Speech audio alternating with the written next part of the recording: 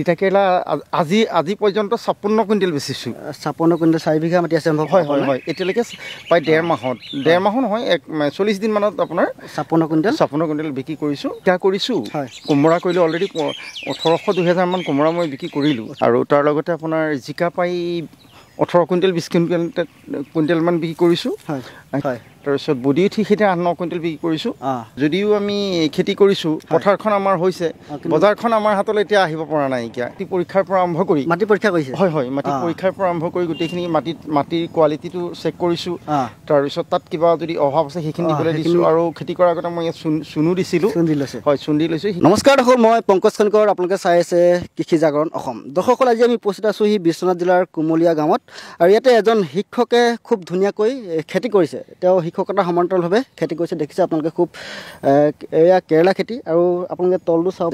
আজি আমি তেওঁ শিক্ষকতাৰ বৃত্তিৰ বিষয়ে আলোচনা নকৰোঁ, আমি আলোচনা কৰিবলৈ চেষ্টা কৰিম তেওঁ কৰি থকা কৃষি কৰ্মৰ বিষয়ে।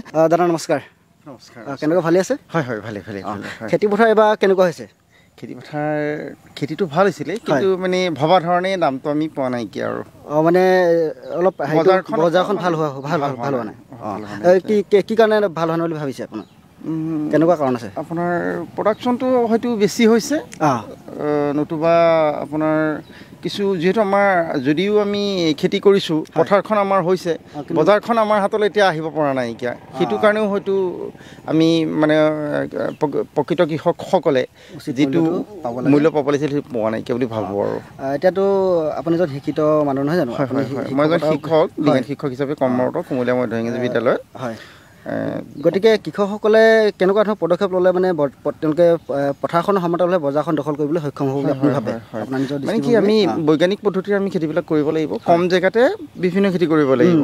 এতিয়া মই আপোনাৰ এই 4 বিঘা মাটিতে আপোনাৰ মানে আপোনাৰ বিভিন্ন ধৰণৰ খেতি কৰিবলৈ চেষ্টা কৰিছোঁ। আমি দেখিছোঁ ডাংবডি দেখিছোঁ। সেইটো বায়'লজিকেল বৰ্ডাৰো হৈ গৈছে এতিয়া, তাত গৰু ছাগলীৰ প্ৰটেকশ্যনো হৈছে। আৰু তাৰ উপৰি আপোনাৰ ইয়াতে আপোনাৰ তিতাকেৰেলা এটা চাইড মই 2 বিঘা মাটি পাই পেলাই তিতাকেৰেলাও কৰিছোঁ আৰু জিকা কৰিছোঁ।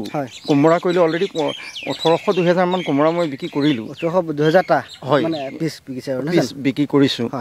আৰু তাৰ লগতে আপোনাৰ জিকা পাই 18 কুইণ্টেল 20 কুইণ্টেল মান বিক্ৰী কৰিছোঁ। তিতাকেৰেলা আজি পৰ্যন্ত 56 কুইণ্টেল বেচিছোঁ। 56 কুইণ্টেল 4 বিঘা মাটি আছে সম্ভৱ?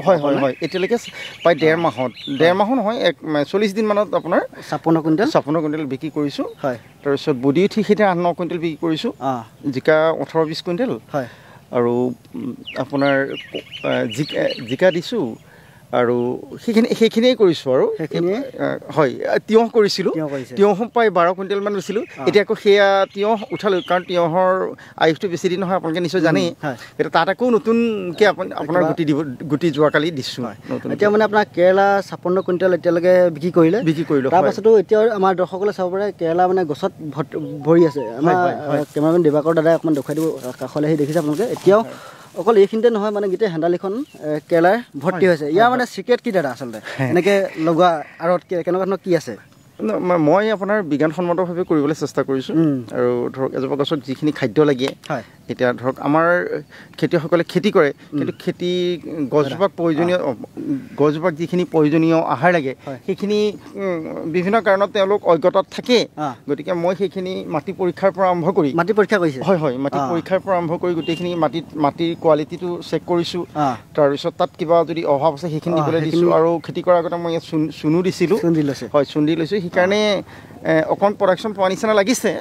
আৰু এটা কথা আমাৰ দৰ্শকসকলে মন কৰিব পাৰে, দেখিছে আপোনালোকে, মানে তেওঁ যি খেতি পথাৰখন মানে ফু মাৰি ভাত খাব পৰা এটা অৱস্থা, কিমান চাফ চিকুণ দেখিছে আপোনালোকে। আমাৰ এই কথাটো আমাৰ কৃষকসকলে মন কৰিব লাগে। আমাৰ বহু কৃষকৰ কৃষি পথাৰখন কি হয় দাদা, মানে অপৰিষ্কাৰ হৈ থাকে।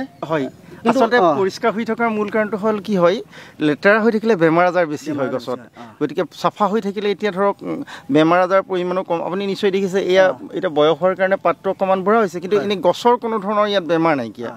আৰু সেইকাৰণে চাফা হৈ থাকিলে এতিয়া ধৰক ইয়াত দিয়া সাৰটো গছে খাব যদি ধৰক লেতেৰা হৈ থাকে বন হৈ থাকে সিহঁতে খাই পেলাব গতিকে উপযুক্ত পৰিমাণে আপোনাৰ প্ৰডাকশ্যনটো নাপাব গতিকে মানে এই কথাখিনি আমাৰ কৃষকসকলে মন কৰিব লাগে নহয় জানো হয় নিশ্চয় নিশ্চয়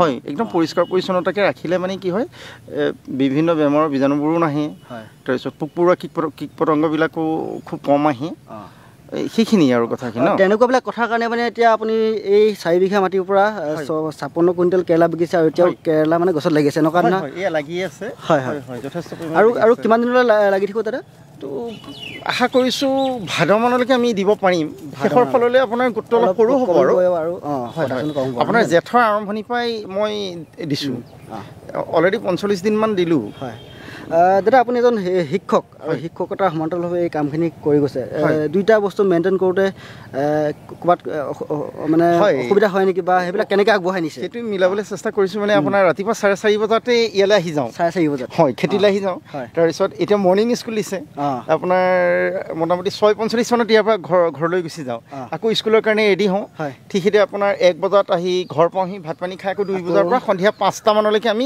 5টা 5:30লৈকে ইয়াতে থাকোঁ জড়িত হৈ থাকে ন আৰু তাৰ লগতে মোক সহায় কৰিবলৈ দুগৰাকী মানুহ মই ইয়াত ৰাখি লৈছোঁ মানে তেওঁ পাৰ্মানেণ্টকৈ ৰাখি লৈছোঁ চোৱা কৰে হয় হয় হয় হয় হয় চিঙা মেলাৰ পৰা আৰম্ভ কৰি গোটেই কামবিলাক তেওঁলোকেই কৰে আমি আচলতে অকল চাকৰিমুখী হৈ থাকিলে নহ'ব কৃষি কৰ্মটো কৰিব লাগিব নহ'লে আমি মানে আপোনাৰ আমি যিবোৰ পাচলি খাইছোঁ সেইবোৰ মানে সেয়া পাচলি আমাক দৈহিকভাৱে আমাক শাৰীৰিকভাৱে বহুত দুৰ্বল কৰি পেলাইছে এতিয়া আমি যিখিনি পাচলি কৰিছোঁ এইখিনি পাচলি খালে আপুনি নিশ্চয় আপুনি এইখিনি পাচলি খালে ইয়াৰ পৰা আপোনাৰ শাৰীৰিকভাৱে আপোনাৰ বৰ বিশেষ ক্ষতি একো ক্ষতি নহয় গতিকে আমাৰ কৃষকসকলে অকণ মানে বিজ্ঞানসন্মতভাৱে অৰ্গেনিকভাৱে যদি খেতি বাতি কৰে ধৰক নিজৰ লগতে ধৰক কৃষি কৰ্মৰ লগতে নিজেও উপাৰ্জন পাব আৰু আন 10জনক চলাব পাৰিব গতিকে মই অসমৰ মানে চাকৰিজীৱী মানে যিসকলৰ মাটি আছে তেওঁলোকলৈ মোৰ এটা অনুৰোধ কৰকচোন চেষ্টা কৰক মোৰ দৰে আপোনালোকেও চেষ্টা কৰক নিশ্চয় পাৰিব নহয় জানো মানে প্ৰথম বছৰ কিবা অসুবিধা হ'লে নেক্সট ইয়াৰ আপুনি তাৰ পৰা অভিজ্ঞতা হ'ব আৰু failure is the pillar of success নহয় জানো গতিকে মই তেনেকৈ প্ৰথমতে ইমানখিনি আঁচনি লোৱা নাছিলোঁ অলপকৈ ঘৰত কৰিছিলোঁ কৰি পেলাই মোৰ অভিজ্ঞতাটো মই সঞ্চয় কৰিছিলোঁ আৰু সেই অভিজ্ঞতাকে মই এতিয়া ইয়াত মই ইউটিলাইজ কৰিছোঁ আৰু ঈশ্বৰৰ কৃপাত সেইখিনিত মানে সাফল্য পোৱা নিচিনা অনুভৱ এটা হৈছে দাদা মই শেষত এটা কথা সুধোঁ তাৰপিছতে মই কথা বতৰাখিনি সামৰি মাৰিম আমাৰ মানে 100% কৃষকৰ প্ৰায় 10 ভাগৰ অৱস্থাটো ভাল হয় বা 90% কৃষকৰ অৱস্থাটো ভাল নহয় তেওঁলোকে আৰ্থিকভাৱে টনকিয়াল হ'বলৈ তেওঁলোকে স্বাৱলম্বী মানে এটা ভাল উপাৰ্জন কৰিবলৈ হ'লে কোনবিলাক কথাত গুৰুত্ব দিব লাগিব বা কেনেকুৱা ধৰণৰ শস্য খেতি কৰিব লাগিব এই বিষয়ে অকণ কওকচোন আমাৰ হয় আপোনাৰ ধৰক ঠাই ভেদে ধৰক খেতি কৰাত মানে যিহেতু আমাৰ অসমখন ধৰক অসম সমান নহয় গতিকে ধৰক ওখ ঠাইৰ কাৰণে ধৰক আমি এতিয়া যিবোৰ কেৰেলা খেতি কৰিছোঁ জিকা বা কোমোৰা এইবিলাক খেতি কৰিছোঁ হয় সেয়া আৰু খৰালিও কৰিব পাৰি আজিকালি ধৰক 12 মাহে আমি খেতি কৰিব পাৰোঁ যদি অকণ বিজ্ঞানসন্মতভাৱে আমাৰ খেতিয়কসকলে কৰে তেতিয়া নিশ্চিতভাৱে তেওঁলোক লাভান্বিত হ'ব ধন্যবাদ দাদা থেংক ইউ